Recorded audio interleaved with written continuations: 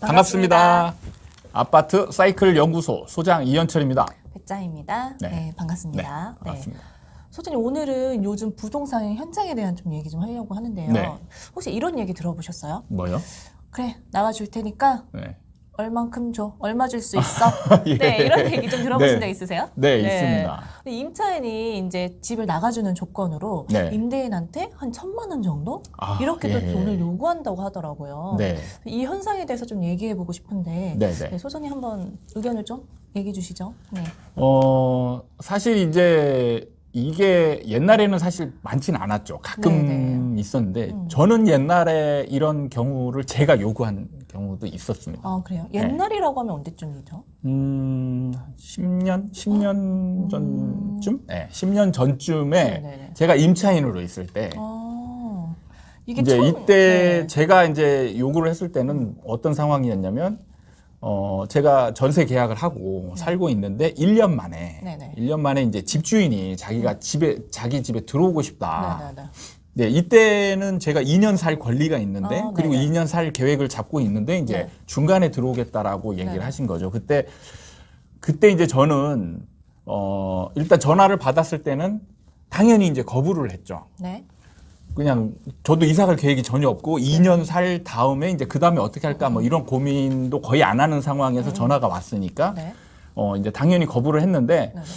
그때 당시에 이제 거부를 하고 생각을 막 해보니까 어차피 2년 뒤에 나가야 되고 그때 나가면 전셋값도 더 오를 것 같고 그때의 제가 사이클에 대한 확신은 완전히 있는 상태가 아니어가지고 네네네. 이제 그냥 막연한 집값도 좀 오를 것 같고 이래서 이제 이런 기회를 틈타서 집을 하나 사거나 이렇게 하는 게 낫지 않겠나 이런 고민을 하면서 그럼 이걸 잘 이용하는 게 좋겠다. 네네. 네. 아쉬운 사람이 임대인이잖아요. 네네네. 그럼 임대인한테 좀 얻어낼 수 있는 걸 얻어내고 네네. 되면 좋고 아니면 말고 이런 이제 취지로 네네. 제가 이사비를 달라고 한 적이 있었죠. 이게 처음 그럼 요즘 생겨난 현상은 아닌 것 같은데 그래 네. 지금 들어보면 1,000만 원이라는 액수가 네. 그렇게 작은 액수가 아니잖아요. 당연히 이거는 네. 이사비라면 사실 뭐 100만 원, 200만 원, 그쵸. 그 뭐 200만 원도 그 당시 이제 뭐 어떻게 이사비로 치면 이제 큰 금액이죠. 그쵸. 임대인 네네네. 입장에서는 굳이 안 줘도 돼야 될 금액을 줘야 되는 게 이제 네.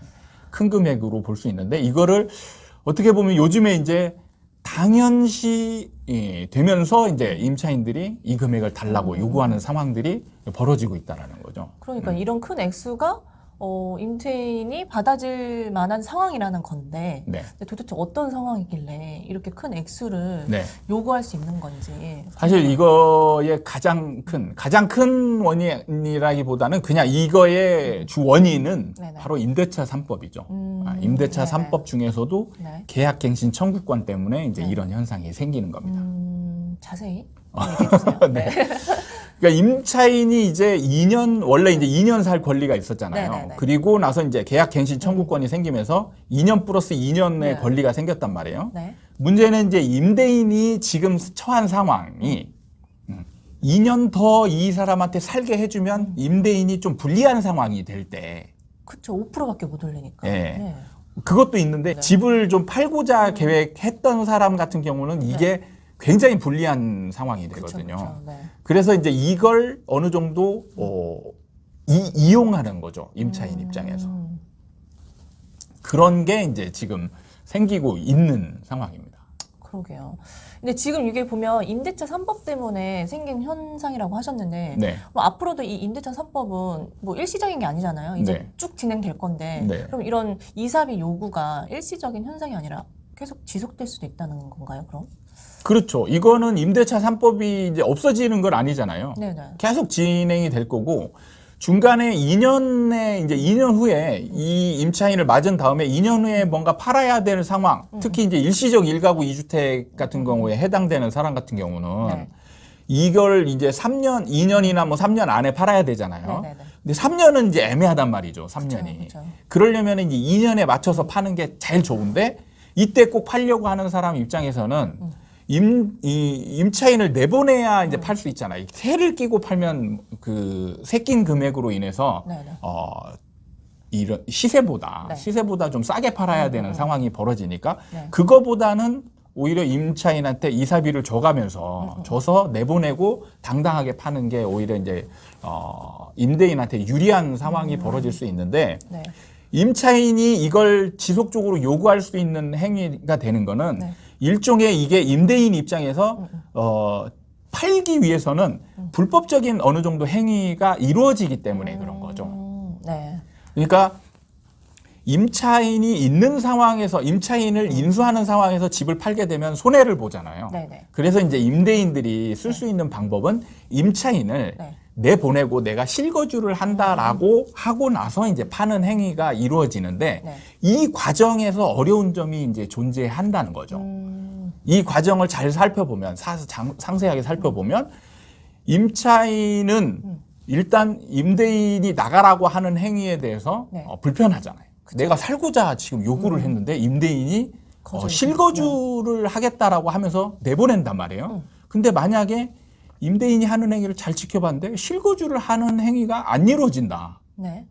그러면 임차인은 당연히 지금 이제 법으로 그쵸, 정해진 그쵸. 권리를 행사를 하겠죠. 손해배상 청구라든지 네. 이런 걸 하기 때문에 임대인 입장에서는 임차인을 끝까지 속여야 될 필요가 있거든요. 그렇죠, 그렇죠. 그러니까 실거주를 하는 나갈 것처럼 때까지. 만들어야 되는 거예요. 네, 네.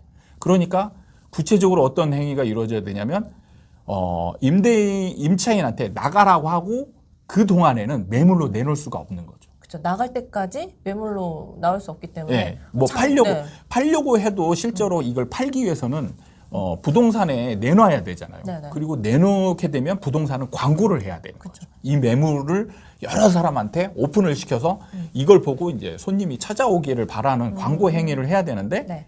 부동산한테 물건을 내놨지만 부동산이 광고를 못 한다. 그럼 새로운 매수인을 찾을 수가 없잖아요. 그렇죠. 그게 이제 이게 힘들어지는 거예요.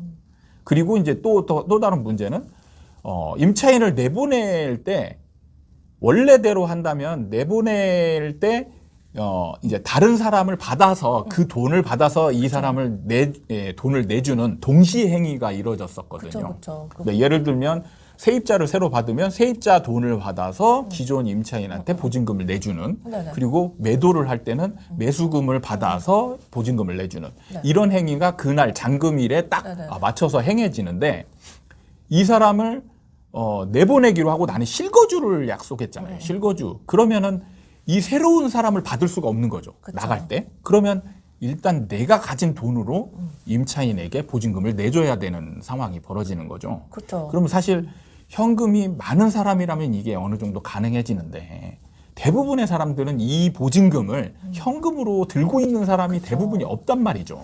맞아. 요즘 같은 시기에 대출을 받아서 뭐 잠깐 땡긴다거나 이런 게 또 안 되니까 그렇죠. 임대인한테도 또 안 좋은 상황이 될 수 예, 있네요. 그러니까 이 사람한테 보증금을 먼저 내주고 하기 위해서는 굉장히 어려운 점이 있단 말이죠. 그러니까 이런 상황을 어느 정도 이 느낌으로 알 수가 있잖아요.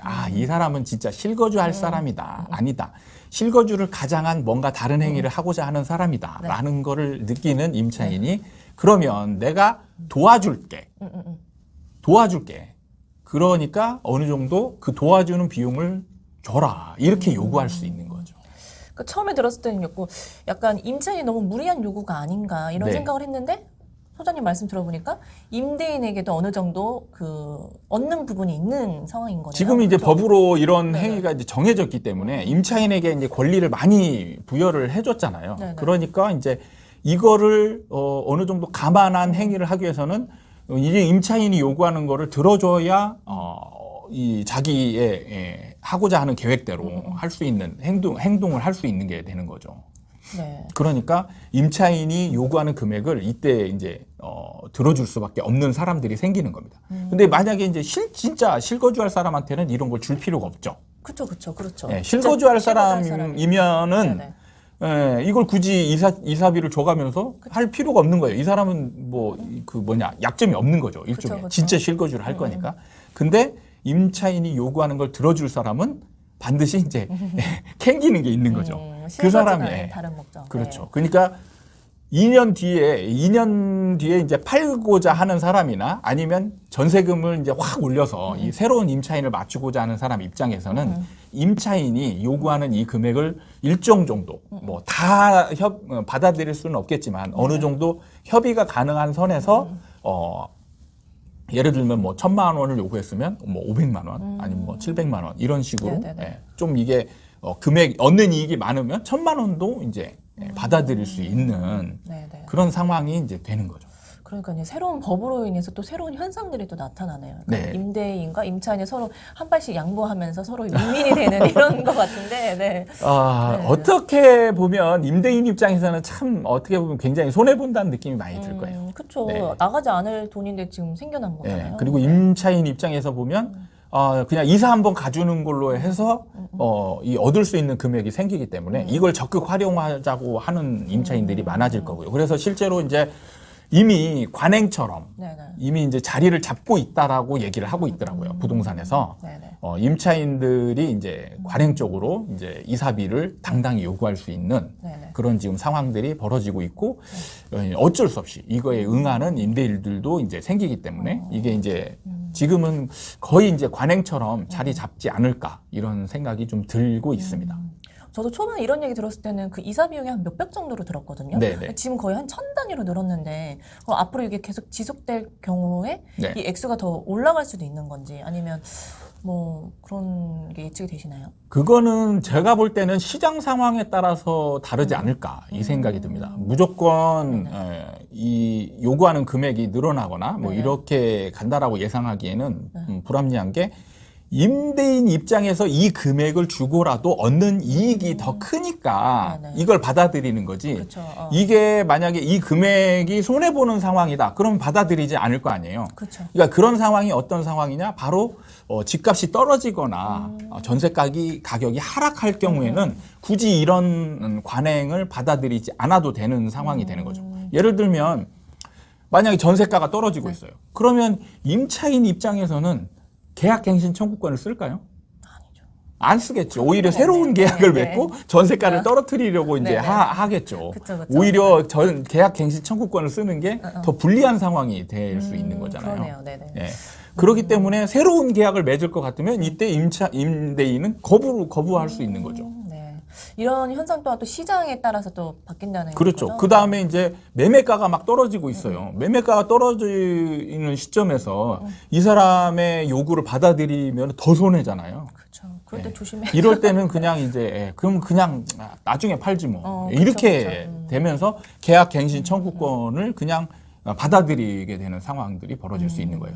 그래서 지금 이런 관행처럼 벌어지고 있는 거는 지금 전세가도 오르고 이 매매가도 지금 오르고 있기 때문에 이게 이제 관행처럼 이제 이게 자리를 잡고 있는데 제가 볼 때는 이게 막 무조건 이게 그 이제 임차인의 권리로 자리 잡을 가능성은 아주 막 높진 않다. 시장 상황에 따라서 이게 없어졌다, 다시 생겼다. 이렇게 이제 왔다 갔다 하지 않을까 이런 생각이 듭니다.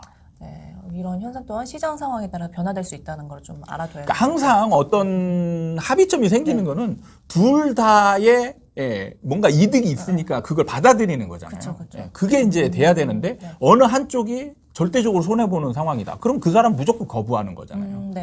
그러면 그게 성립이 될 수가 없는 거죠. 그러니까 뭔가 새로운 사실이 나오면 딱 그 한 곳에만 딱 집중이 돼서 생각하니까 그 여러 개 연관시켜서 생각하는 게 진짜 좀 힘든 것 같아요, 진짜.